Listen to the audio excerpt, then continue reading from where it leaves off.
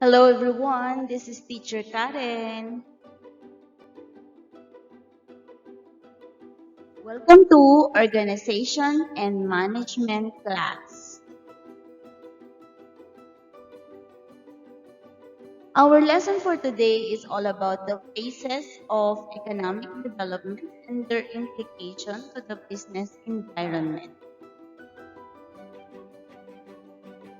So economic development is generally refers to sustained concerted actions of policymakers and communities that promote the standard of living and economic health of a specific area. It can also refer to as quantitative and qualitative changes in the economy. Okay, we will talk about Walt Whitman Rostow. Walt Whitman Rostow, he is also known as W.W.Rostow, was an economist in the Lyndon B. Johnson's administration from 1966 to 1969. He also published articles and developed models on economic development. One of his prominent ideas was the 5 stages of economic development. In this model, he suggests that societies go through 5 stages as they develop and grow.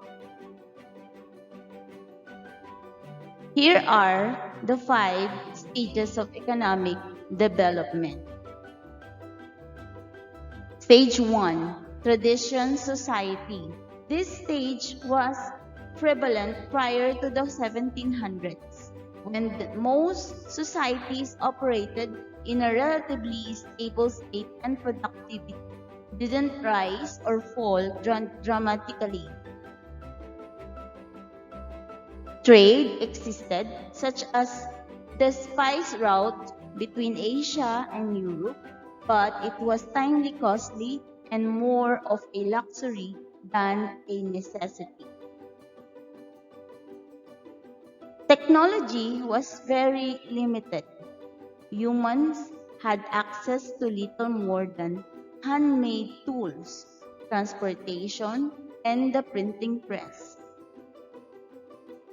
That meant that producing goods was very human capital intensive, which created large gaps in income inequality.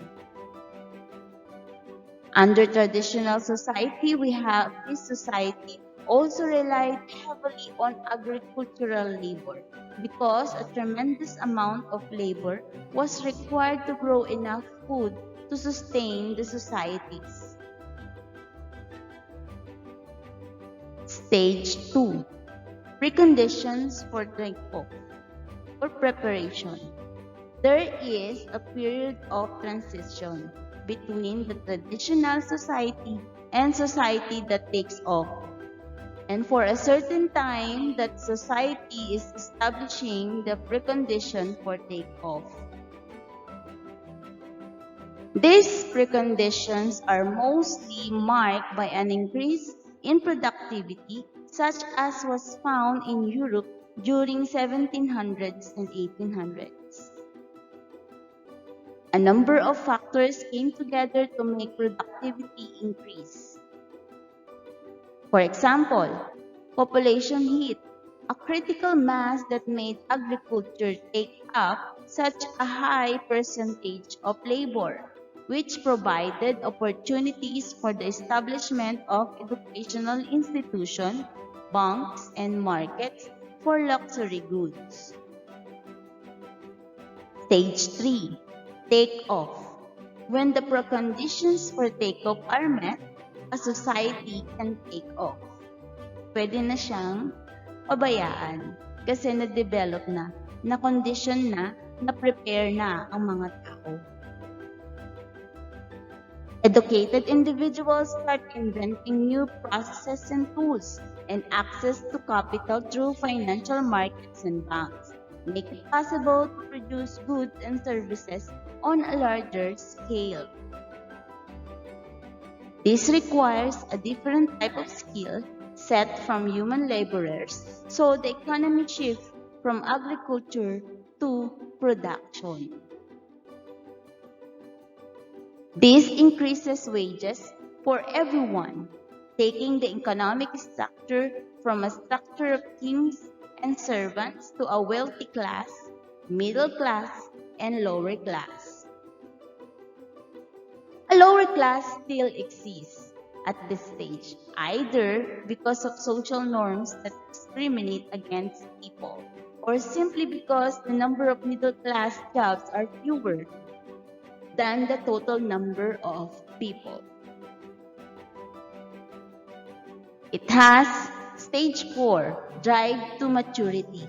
It has a general length of time associated with it, the drive to maturity. According to Rostow, the drive to maturity is about 60-year period between the takeoff and the final stage, the age of mass consumption. So it will take 60-year period.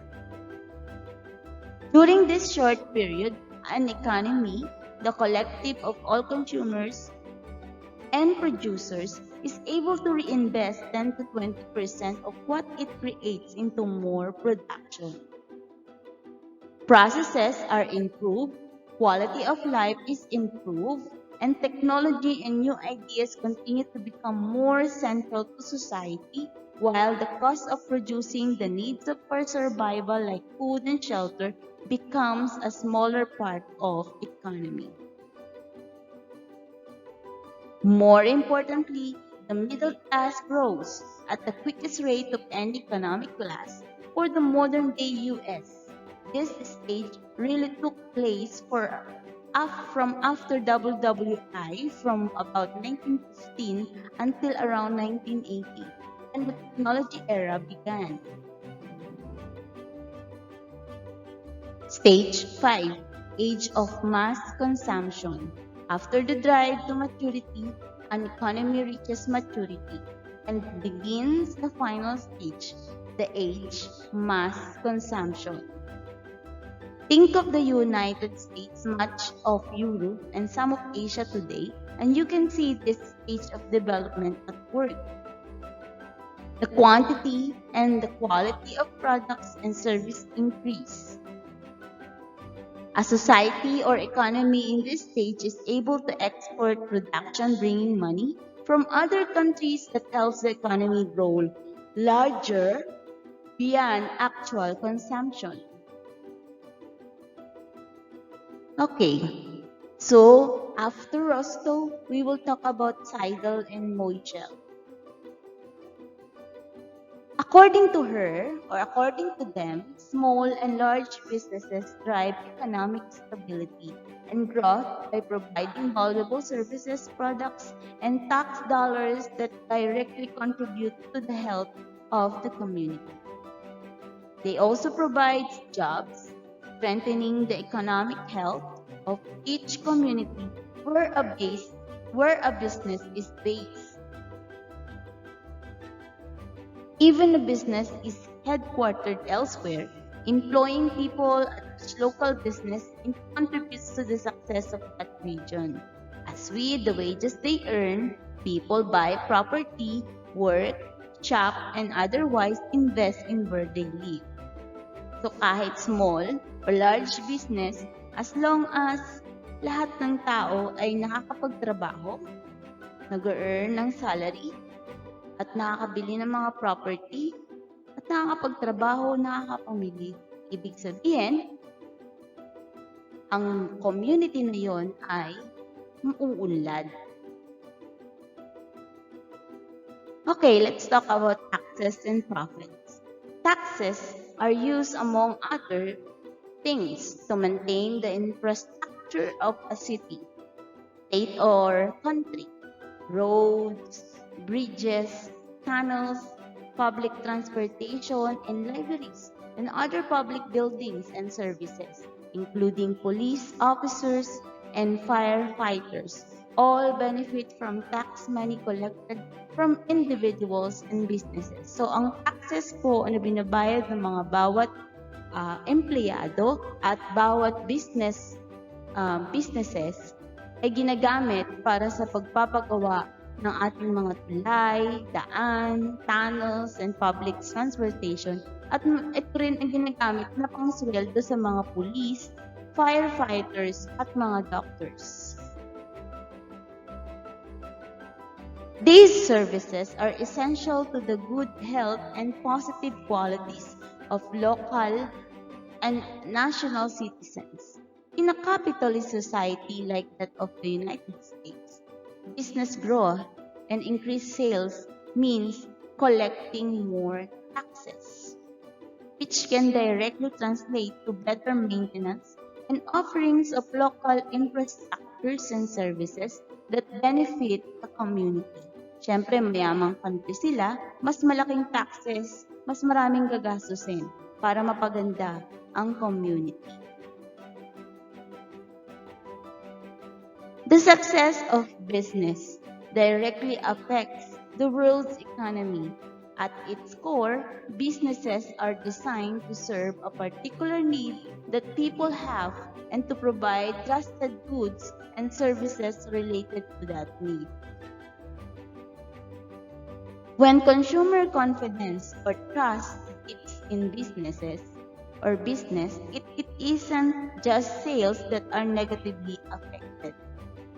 This mistrust has a ripple effect and can result in a decline in country's general economy, weakening the strength of its currency and buying power. So meaning, consumers or customer satisfaction is very important.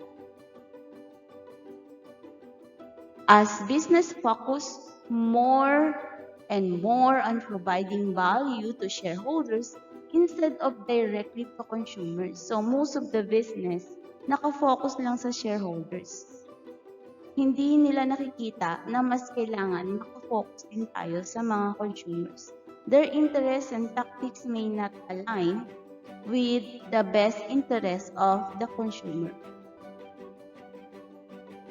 A profit at any cost model can have extremely negative implications down the road if corners are cut and poor decisions are made in the name of the solely working to increase shareholder profits and are based purely on greed.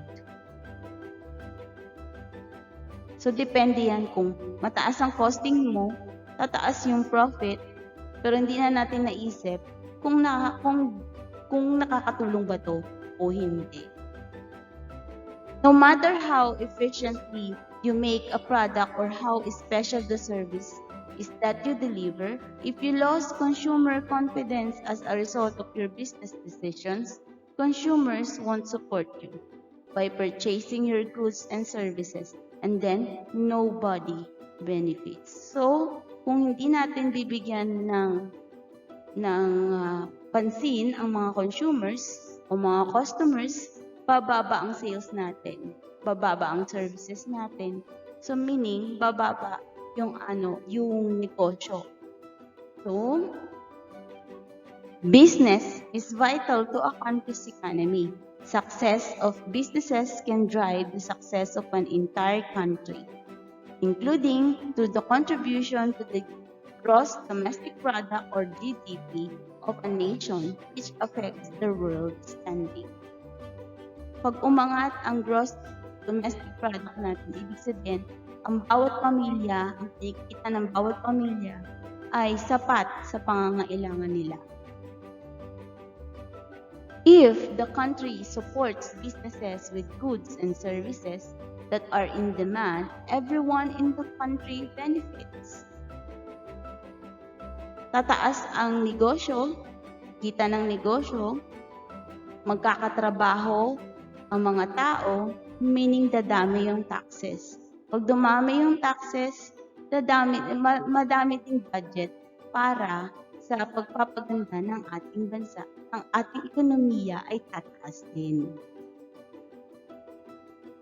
So from the job creation that results in money being put back into the community to taxes that help government smoothly run and provide maintenance and improvements to the country's infrastructure and other ways that are helpful for its citizens, there are dozens of ways business success translate to economic development.